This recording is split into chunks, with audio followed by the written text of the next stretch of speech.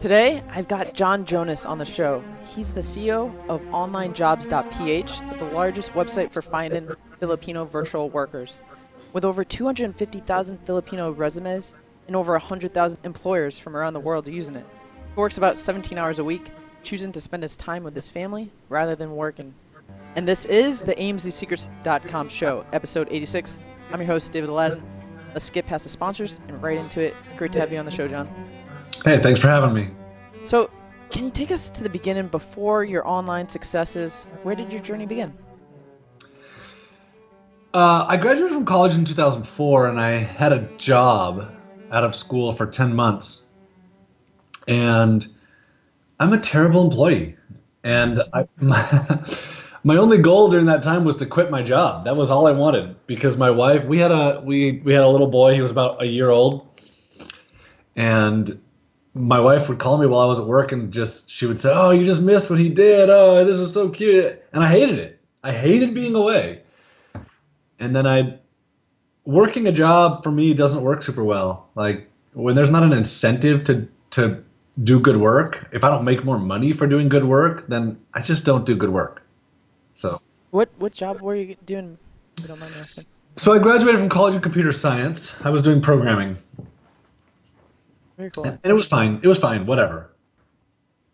So that, like, I went into engineering, and I don't do it anymore. And so, those type of degrees take a lot of work and effort. Did you have any regrets going to college for all of that and then just quitting? No, I don't. Because it set me up really well. I don't do any programming now. When I quit my job, I still did programming for myself. It wasn't until I learned that I could hire someone else to do it for me for very, very reasonable cost, that I realized that programming doesn't make money. Marketing and sales makes money. And if you're doing programming, you can't do marketing and sales. It's just programming is too consuming to allow you to do other stuff. It's interesting that you say that, because, programming takes an intense amount of time, and it doesn't even lead up to the sale, actually. And it seems like you figured that out right away, and you went straight to the sale. So what sales did you go into? So I've been running online businesses since I quit my job. And the stuff that I was doing 12 years ago doesn't work today. What was that? There was kind of a get-rich-quick scheme that actually worked. and I didn't get rich with it, but at least I started making money with it pretty quickly. It was building websites and getting them into Google and getting them to the top of Google. And that was a big thing.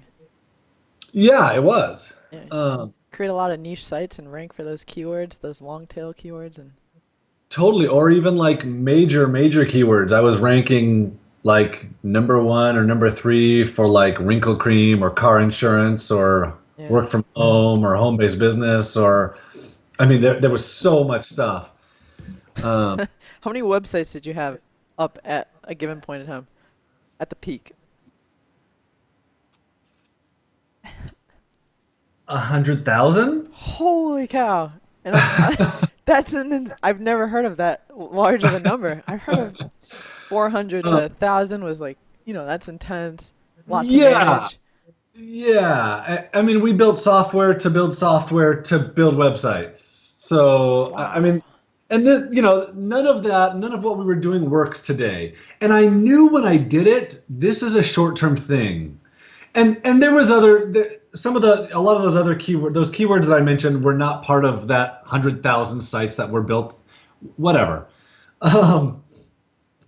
But the really good thing about that time period was I learned, number one, there's money to be made online. It can be done, because at the time people were saying, "Oh, nobody's making money online. Everybody's just going bankrupt." And I learned, no, it can be done. And I learned some really good stuff about how to make money, and then I learned you have to learn more.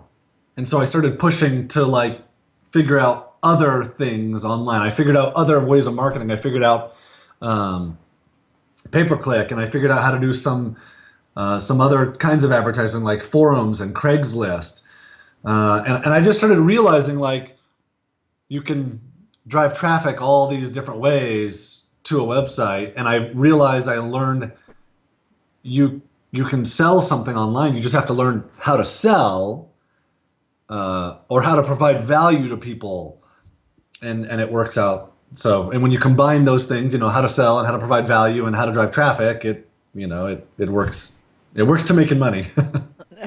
No, I'm kind of laughing because you went through like the entire online entrepreneur experience going through the 2000s. Like, you created tons of websites. I actually had a bunch of micro niche websites as well, trying to rank for keywords. And then you went into forums, Craigslist, any way you could figure out how to drive online revenue.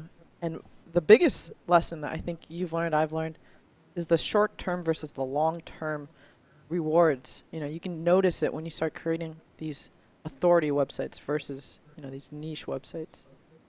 So Yeah. Go ahead. That was a big deal for me because I really like to create passive recurring revenue that I don't have to be there for it. And in the beginning, when I created this website, and it made me $1,500 the very first month. When I was first starting, I made $1,500, and I was like, oh my gosh, this is gonna make me money forever. And it didn't, and I realized, like, some of this stuff isn't great, and so I started learning other stuff. But what I learned at some point was, creating these little websites, you still have to work again. Whereas if you create something that's really valuable to people, you don't have to do that work again, hopefully. I agree. So yeah, the long term is such a big deal versus the short term. When the Google update, I think it was the Panda update, or there might have been other updates that just nuked all the websites. Were you diversified before that? Or so you were. He's nodding, by the way, for those listening in. Yes, I was diversified. That Panda update took a business that was making me $45,000 a month. Jeez. And it took it to 10 the next month, and to like 400 the next month. But I had a lot of other stuff going, so I was fine. So what started working for you? What do you mean? When you started to pivot, there was a pivot at some point from Google AdSense. Well, I guess the 45,000 was working really well for you.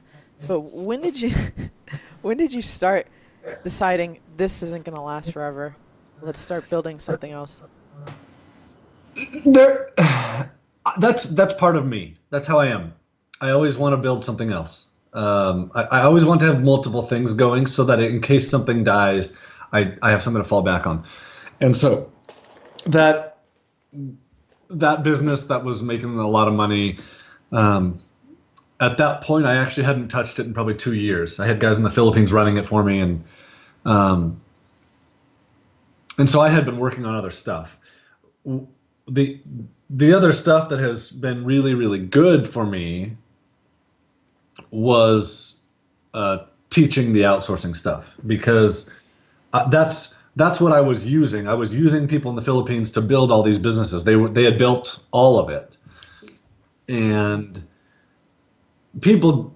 I was in a mastermind group, and we had a weekly call, and people just knew. They knew what was going on with me because we talked about it. All of us talked about it. And so people were just asking every single week, how are you hiring these people in the Philippines? How are you doing it? And so I started teaching that, and that was another diversification. And then that has just grown and continued to grow because everybody wanted to know. So let's go right into that. Okay. Where do we start? Like, let's say I have an e-commerce business. What do most of us tend to outsource? So let me tell you a story. I have a 14-year-old son. 3 years ago, he was 11, and he came to me saying, "Dad, I think we can make money doing this." He gets obsessive with things, so he wanted to buy a motorcycle. So he's looking on our local classifieds here, like Craigslist, and looking to buy himself a motorcycle. And at some point, he realizes, wait a minute, I think I could buy motorcycles and sell them here. So he comes to me, and I was like, dude, that is not easy. Like, that's so much work for me. You're 11, right? So he wanted to start a business. So finally, I gave him an Amazon training course, and because my only option was either to discourage him from being an entrepreneur or help him set up a business. So I gave him an Amazon training course, and he just ate it up. Every day after school, he's watching these videos, and he goes through the whole thing and like goes through, does everything they say. So he comes to me with a big spreadsheet. And I taught him how to use some Google Docs.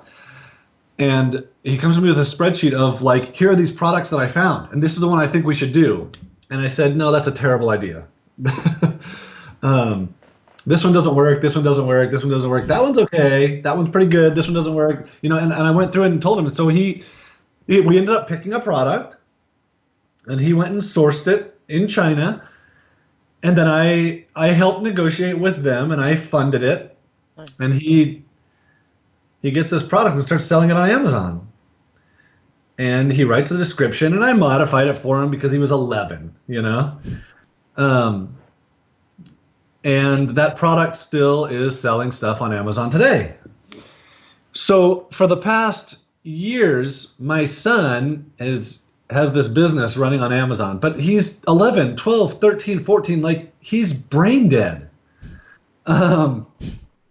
So instead of him doing the work, because he just ignores crap, I have a guy in the Philippines who's doing the work for it. So like requesting feedback from people. And I don't even know how any of this stuff works on Amazon because I don't deal with it, but he requests feedback. Anytime we get question from a customer, he answers it or whatever they do. Anytime our inventory gets low, he lets me know so I can go and get more inventory. Or anytime there's a problem with our listing or with Amazon, there's always problems, whatever. Sure. He deals with it and takes care of it. He contacts Amazon and chats with them and does whatever he needs to do. So and then I gave him the same course, and he comes to me with ideas of like, hey, we can sell this along with this, you know. So there's a little bit of my e-commerce experience with outsourcing. It's crazy that is he still 11, or how many years ago is this? He's 14. This is 3 years ago. He's 14. I feel like he's ahead of the game. He is selling dirt bikes today, and he makes good money doing it. Well, the margin has to be pretty good. I mean, those are bigger sized objects. Not everyone wants to do that. And then the margin on what he's selling isn't great, but it's fine. It's good. I mean, the kid's 14 and doesn't have to do anything to make money. It's ridiculous. So what do the kids at school say? They actually don't know. They actually know that he makes good money. One of them, I heard kids one time saying to each other, you know, Austin's not rich. His dad is, but he doesn't have any money. Well, they don't know. You know, they don't know how much that. He just sold 500 bikes 2 weeks ago. Not a big deal. He's not rich. Right. So anyway. That's crazy. Okay, so let's say if I have a website, like an authority website, and you know I want to grow the organic traffic on it. How would I go about getting someone to create articles on that website? Is there an easy process to go through and teach them how to do that? So, can I make a distinction before I answer that? Go ahead. That was back years and years ago. That was one of the very first things that I wanted to do was I wanted to have someone else create articles, and either for my website or for other websites, and post them and link back. And what I found was I went to Odesk, which is now Upwork, and I hired someone to create these articles. And they created the articles and sent them back to me. And the minute I got the email from them was the minute I realized this doesn't work for me. I don't even care what these articles are. This doesn't work for me. Hiring a freelance worker does not let me run my business. It forces me to work in my business. So what happened, I get these 50 articles back from this person, and now I have to go check them and make sure they're not plagiarized, and I have to go modify them to have links in them, and I have to go publish them to websites or publish them to my website, and it all fell back on me. And I was so frustrated because that contract worker, I can't teach them to like do this over and over and over again over time, which is really what's needed if you're going to be publishing articles, right? Because on Upwork, their goal is to finish their job, get feedback, and get another job, because that's how the system works. That's the incentive there. So, and it took me a while to figure out how to hire someone in the Philippines full time where they work for me. And this is their full-time job, is just working for me. And I went through that entire process again, but this time I had them write the article. They work for me, so they have no incentive to plagiarize it, because I'm going to pay them regardless. So we've never had, I don't have a plagiarizing problem. And then I taught them how to publish the article wherever it is, whether it's on my site or on other sites. And I taught them how to create the links in the article, and I taught them how to do the headlines that work really well, and I taught them how to do the footer boxes. And so it was just a matter of getting the right employment situation set up where that process, I have never done it once I haven't done it in like 9 years, but it gets done every single day because I hired someone full time and they work for me, and that's their job, is just to do that. Just to write content and publish it. It's awesome. And if you found their content, you would not know that I hadn't written it, because it's so well done. What's the person that you use? I want their number. That's not reasonable. I know. So here is what I found was I can hire a full-time person in the Philippines for $400 a month. It's pretty good. Full time, and at the time it was actually like $250. So today it's a little bit more. It's more expensive than it was 10 years ago, and you can find people with flawless English who are perfectly capable of writing whatever you want them to write. And from there, it's just a matter of you teaching them. You teaching them your style of writing, or you teaching them your style of publishing, or your style of social media posts. So for me today, I have 21 people who work for me in the Philippines. They all work full time. I have a person who just handles social media. That's all she does. I hate Facebook. I did. I hate it. I don't ever want. I hate it too. It's the biggest time suck ever, and we have 130,000 likes on our Facebook page, and they're all legitimate. She's never done anything like buying likes or anything dumb like that. That's awesome. And I've never made a single post there. So I have a girl who just writes content for her, and they're both really good at that. I have customer service people. I have admin people. I have graphic designers. I have HTML, CSS people. I have programmers. I have an HR person. I have, what else? I have another couple writers. So I have all these people that they make between $400 and $1,100 a month for full-time work in the Philippines, and it lets me live a lifestyle that is different than most people's. It's incredible. Are they all situated in the same office? Or are they diverse all over the Philippines? How does that All over work? the country. Yeah, they're all over the country. I'm guessing you have like a virtual assistant manager of all of these different tasks? Or is it So for me, what I try and do is I try and get people doing things that they can do over and over again. So like the customer service people, we just trained them and they do the customer service. I don't ever see anything. I have a business partner who handles that staff. So there's two of us. The social media and blogging people report to me, but like I never spend more than 5 minutes in a day with them, because they're just, they're intelligent, they're smart people. I'm not doing anything for social media or blogging. They just do it themselves. The programmers report to me and my business partner, and so we will work with them on things, but really that working is just thinking, and that's what I do today. And that's what I would hope that your listeners can get to, is just thinking, where we have a feature that we want to build. I think through it. I think through everything about it.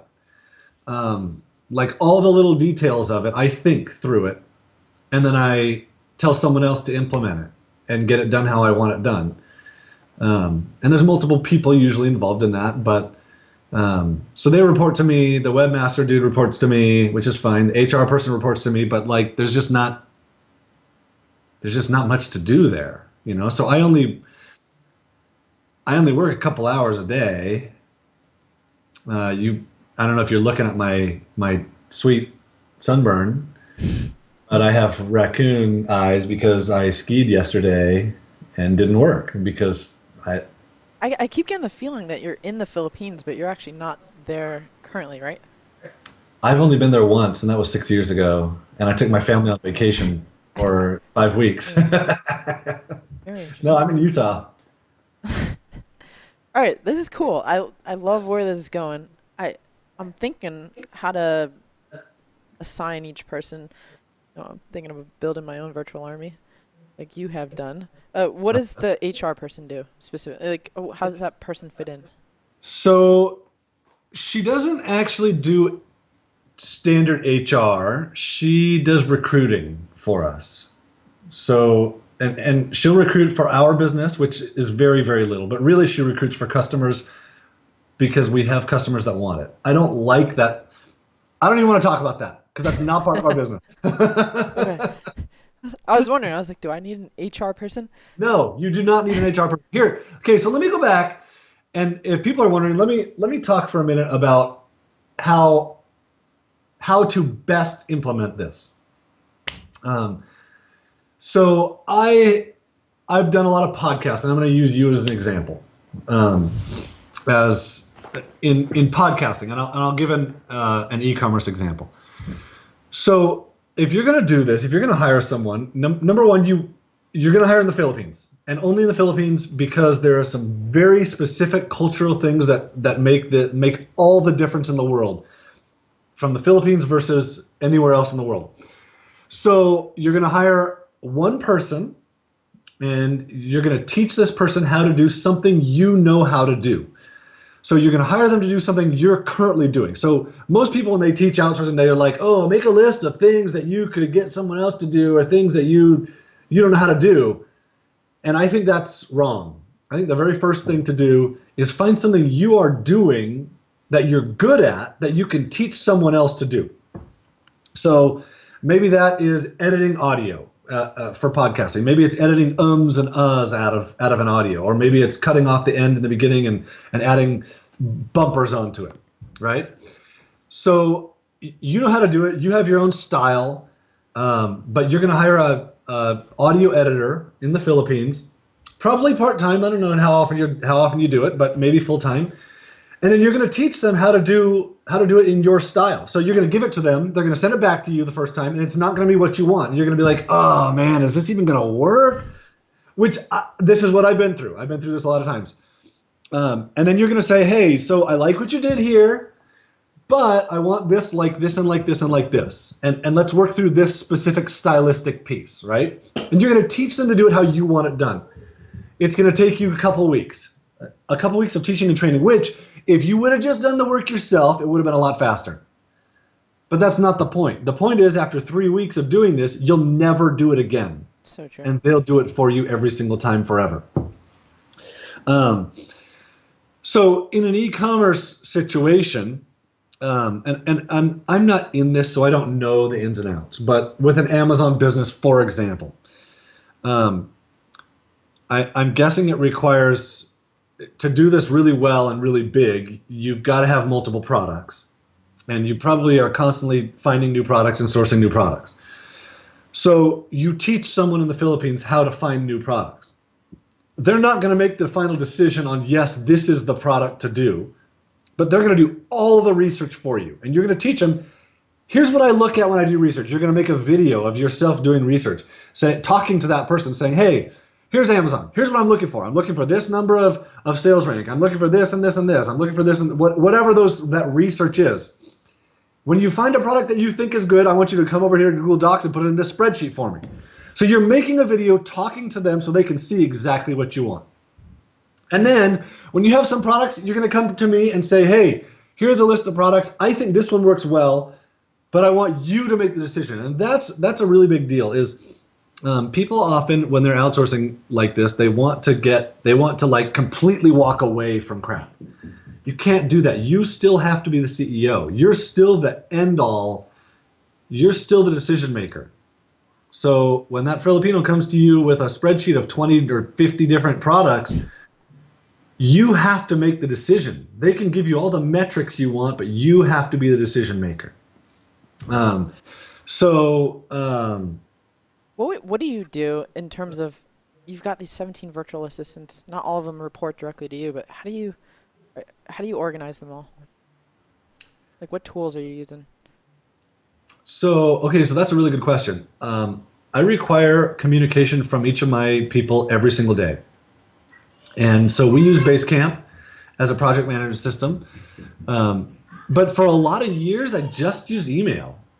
Like there's not that much going on to require a project manager. And especially if you're just starting, maybe you just use email. What you don't do is talk to them on the phone. Because I'm serious. In the Philippines, they don't want to talk to you on the phone. They're scared. They're scared of you. Not that they're scared of you, but they call it shy. They're shy, and they're scared that you won't understand them, and so they'll be embarrassed by their English. They know they'll understand you because they watch American TV or American movies, but they're worried that you won't understand them. Now, I've had very varied conversations with them. I had a programmer once who I talked to on the phone, and I thought I had to talk to him because this was what we were working on was so urgent, and I could barely understand a word he said. Dude's the best programmer I have ever met. He's amazing, but I could not understand his spoken English. His written English was fine, no issues, right? Recently, we had Brant come on, and he told us about his business. Product is easy to store, easy to ship, easy to make, has a super long shelf life, and the profits are high. It's about 40%. They're patented, so even if someone tried to copy you, we got the patents.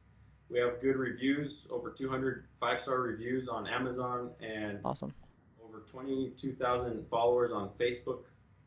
And it's just that I've had a sloppy history in marketing. I just haven't been like real good about it. And so if someone's got a good list and good marketing skills, I think that they can take it to the next level. And since we aired, it generated tremendous interest.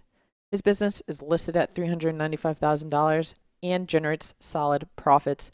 You can get more info about this business at amzsecrets.com/4091. Now back to the show. Other people, I've talked to them on the phone. They were super hesitant to talk to me, and their English was flawless. So if you can avoid it, don't talk to them on the phone. Use email or Skype, chatting, or instant messenger, or Slack, or something else, written communication. You'll just do a lot better with that. So for me, we use Basecamp, email, and Slack. Of all the tasks that you've outsourced, what do you think was the most impactful for your business?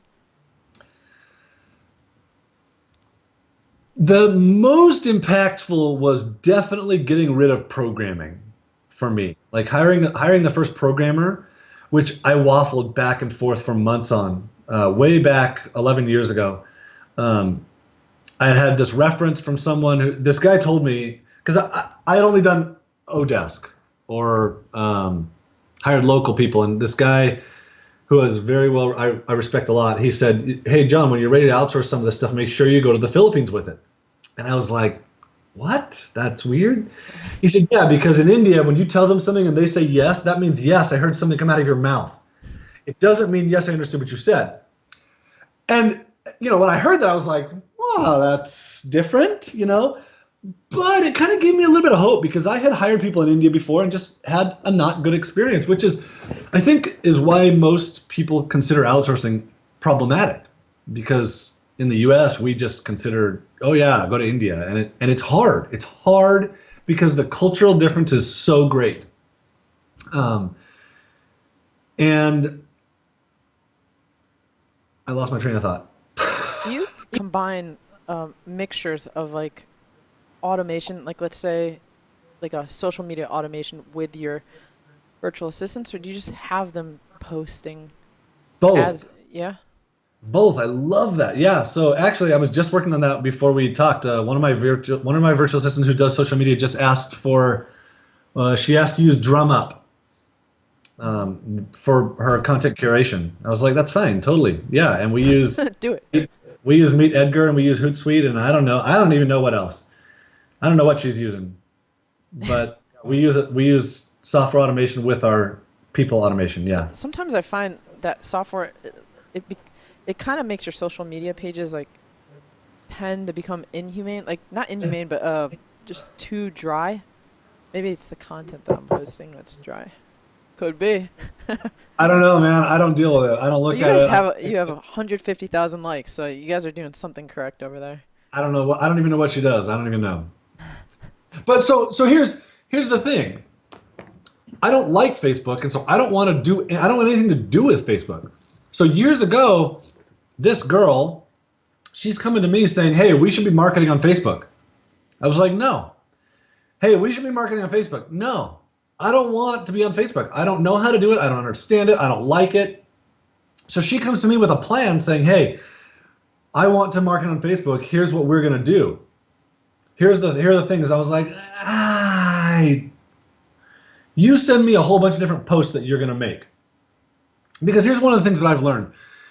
When you're outsourcing and you're dealing with a foreign person interacting with a U.S. person in a marketing setting, like a sales setting, it's not great. And that's the one limitation that I have with this is they can write. We've done a couple different Amazon products. I've had them write the content for the description, but it always comes back to me to edit it and make it really great, right? So for social media, I was very, very hesitant to have her posting social media stuff, Yeah. which is the plan. And I didn't want to do it, so I just kept saying no. Finally, she was like, "Here's what I'm going to post. Here's post 1, 2, 3, 4, 5." And I was like, "Okay, I'm going to modify these slightly, and I'm going to send them back to, like, here's what I modified and why I modified it." And then over time, after a little bit of doing that, she got really good at it. And so I've never done it again. And so that's kind of the point with that was there's a lot more than you think you can get done when you hire correctly. So I hired this girl because her English was fantastic. And usually really, really amazing English, like perfect English, indicates someone's intelligent in the Philippines. And she ends up doing this, coming to me with this idea, and we end up, building this huge social media following. One of the things I actually have a few virtual assistants. One of the things I guess I have difficulty, and I think you pointed it out, was that you find very repetitive tasks. Whereas I think one of the issues with mine is I have like a generic virtual assistant that kind of continues to request new tasks, and that actually takes up some time. So I think one of the golden nuggets that you actually presented was assigning a VA per tasks. Like you're writing content. Are they creating the titles for you, or do you have to create lists of titles that you want so they understand the No. SEO side? They come to me with the ideas now. So this is really important with the Philippines. I don't know where your VA is. With the Philippines, in the beginning, you have to teach and train them. You have to provide, like you're saying, the titles. They're too scared to disappoint you to be willing to do it on their own. Over time, though, they'll start doing that on their own. So like my team, if they're doing blogging, they come to me all the time with, "Here's a topic I think we could write a blog post about." And I'm like, I don't like it, no. Or, "Yeah, that's great, go ahead, do it." Right? So, but if you're not willing to spend the time in the beginning creating the training, giving them feedback, what'll happen is they'll disappear. That's solid. And so you have someone disappearing, it's because they're stuck on something, they're embarrassed, they're shy, they're scared about letting you down. If they disappear in the Philippines, it's not because they don't want the job. So That's the biggest problem people have. So basically, I've got to create the framework from the start. Just take a day and create solid foundational frameworks for each virtual assistant, and then give them off. And then if they leave, I can always replace them. No, that's the wrong attitude towards it. Okay. If Filipinos don't leave. That's one of the really great things about the Philippines. They don't leave as long as you treat them well. They're loyal to a fault. I'm actually half Filipino, by the way. Are you? My Oh, half, yeah. Mom's yeah. They're loyal to a fault. So like, as long as you treat them well and they don't feel like that you're embarrassing them or that you're disappointed in them, they'll never leave. They'll just keep working for you, which is Philippines. It's amazing. It's an amazing culture. So if your idea is, as long as if they leave, I can replace them, you're not gonna have tons of success with this. The idea is, I've recruited them well. I know you're talented. If you're leaving, it's my fault, not your fault. So if they leave, if they quit, if they tell you they're quitting, that might be a different story. But if they just disappear, that's your fault 98% of the time. And I've seen this hundreds of times where it's the employer's fault, not the worker's fault. Your instructions weren't as clear as you think they were. You didn't provide feedback. You didn't support them. So just be prepared to support them and give them feedback and be there. It's not a matter of I have to spend a full day and then I'm done. It's I'm going to give them a task and they're going to email me back and I'm going to email them back. And they're going to have a question and I'm going to solve it for them. And as you do that more and more, you just gain more and more time. I'm actually getting a lot of ideas for virtual assistants right now, so Good. That's awesome. I love it. got at least 10 or 20 of them. Great. Okay, so what? Go ahead. My advice, hire one. Start with one. Yeah. No, I have like 4 or 5. Managing them is not too bad. I use Skype. I have their name and then the tag of what tasks they do, and then they ping me whenever they have any issues or request new tasks. The problem I think I have is just giving them a more repetitive task rather than just a generic task one by one. Are they hourly? Queuing them up for more tasks? I think I need to figure out a good way to do that too. Yeah. Are these hourly people? Yeah.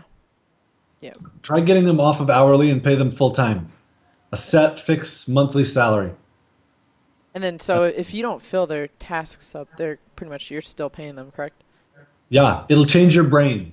If you get them off of hourly, for me, this is how you live a better lifestyle. Hourly is fine as long as you just want to keep working your butt off. But when you want to change your lifestyle to working less and getting them doing more, pay them a fixed salary, because what'll happen is your brain will start saying, oh, I need to keep them busy. What problems can I solve with them? What can I do? What am I doing that I can have? Hey, wait a minute. I'm doing this thing every day. They could do this thing for me. And you'll start getting tasks off of your plate. If I like that tip. they're fixed salary. It's a very good tip. I'm going to experiment with it and see what happens. It's only Good. $400, right? Right. And it's so affordable. It's like $3 an hour. If they're not busy full time, it's okay, Yeah. But it'll at least force your brain to work in a different way, more like a CEO and less like a grunt worker. So, what keeps you up at night? What kind of issues do you have? Nothing. I sleep amazingly well at night. It's I'm impossible. serious. I'm serious. I sleep 8 hours every night, and I sleep super well. You mentioned that you just do the thinking in your business. Do you do any other tasks that you actually like to do, or you've completely killed all tasks? I really like to ride my bike with my wife, and I like to ski with my wife, and I like to run and swim with my wife, and I like to play hockey with my son. I mean, I have to work because otherwise you get bored. I've been at the 4-hour work week, and it's not enough for me. I get bored. but I work about 17 hours a week, and all I do is just look at what my team is doing and give them feedback. I never touch websites anymore. I don't touch content. I don't touch social media. I don't touch anything. Looking back, do you think about your IT job, and if you stuck with it, where would you be at right now? Nope, I never do that. Do you have any like old employees that like reach out to you and like, what do you say anything to them? People from the Philippines, yes. Although No, I have 20 your IT job Oh, back in the day. I have people that worked with me that reach out sometimes. Yeah, I had a college roommate reach out to me a couple months ago and be like, "Hey, I need help," uh, and and I'm always willing to help. I'll help. You know. Do you have any like local employees at your place, or is it completely fully besides your business partner? I have a business partner who's in Idaho, and I have a content writer who's in Idaho, she's just an amazing sales marketing person. That's it. Yeah. Actually, I had a US company doing our pay-per-click, and I wasn't really happy with them. And so I hired someone in the Philippines to manage all of our AdWords and Facebook and AdRoll and Bing and whatever paid marketing that we're doing, and it's awesome. Wow. I didn't even. It's super expensive. Is it? 12 bucks an hour is like by far the most expensive person in the Philippines I've ever paid. But so I guess one of my concerns is handing over the credit cards and stuff like that. I mean, your ad spend's gonna be thousands of dollars, right? Could be daily. Yeah, we spent like 50 grand last month. Yeah. And so, what do you have any like? Yes, I hesitations? do. Yeah. I did when I started. So one of the really awesome things about the Philippines is they're honest. And not everybody is honest, obviously. But when you have recruited well, you'll find that person will try really hard to be honest with you. And so they're honest to the point where my guys in the Philippines have access to my PayPal account. They have access to my credit cards. They have my personal email account. This makes me nervous. Totally, and it should make you nervous. That's good. But you should try something and see what happens with your Filipino virtual assistant. And see, like they have root access to all of our servers. I have helped, I want to say I've helped 20,000 employers around the world hire 50,000 Filipino workers. Once did I hear of a Filipino stealing something from an employer. And that employer had them do a bunch of work and then didn't pay them. So they were just trying to get paid. It's not the Philippines culture to steal from you. I guess that helps in letting go of that fear, Plus your credit card, like if they were to steal something from your credit card, what do? You call your credit card company and say, hey, this is an unauthorized purchase. Yeah, but PayPal would be a little bit harder to Yeah, totally, right? reverse. Yeah, I didn't give him PayPal immediately. Okay, final thoughts. What can we take out from all of this? There's a lot that you've mentioned. We can hone in on one spot. What would you leave our audience with? The biggest thing is to try it. Is like what I describe is my experience. It's also, thousands of employers' experiences. But it doesn't work for some people. I recently had a dude who came to me and said, hey, I want to hire someone. And we don't do any hiring for people. I own the marketplace for finding these workers. Onlinejobs.ph is the place. There's hundreds of thousands of Filipino resumes. You go on, it's just like careerbuilder.com or monster.com. You post your job, they'll apply to your job, or you contact them directly. We're not involved in that process. But I had this employer come to me and say, hey, I want to hire a virtual assistant. I'm ready for this. So he got a really good virtual assistant. I know the person he hired, which is super rare, and I know they're talented. They lasted 1 day with him and he emailed me back and said, oh, this isn't going to work. I sent him this and it didn't get done right, and I'm done. This doesn't work. I was like, dude, you didn't even attempt. Like you you had zero patience at all, that you're right, this is not going to work for you. This is not a magic bullet, quick fix, I suck at managing people kind of thing. This is you're going to have patience and work with these people over time, and they're going to work for you for years as they help your business succeed, and you're going to help them succeed in life. But to find out if that's you or not, because that's me, to find out if that's you or not, you got to hire someone. You have to try it and see, does this work for me? How can people contact you? Is there a good way? Yeah. As I said before, I am not a fan of social media. But if you contact on social media and ask for me, it'll get to me. I'm not going to be the first person to see it. Also, I'm super available through email. So if you use any of the contact us links on onlinejobs.ph and you ask for me, it will get to me. I won't be the first person to see it, but it'll get to me. So if you need help or you want advice, 100% ask me through email, and I'm totally willing to help. His virtual assistant will let you know. That's right. They'll send it to me. Yeah. They'll vet it first and then make sure it's a good lead. All right, thanks for coming on the show. We appreciate your time. David Ladden, John Jonas, out.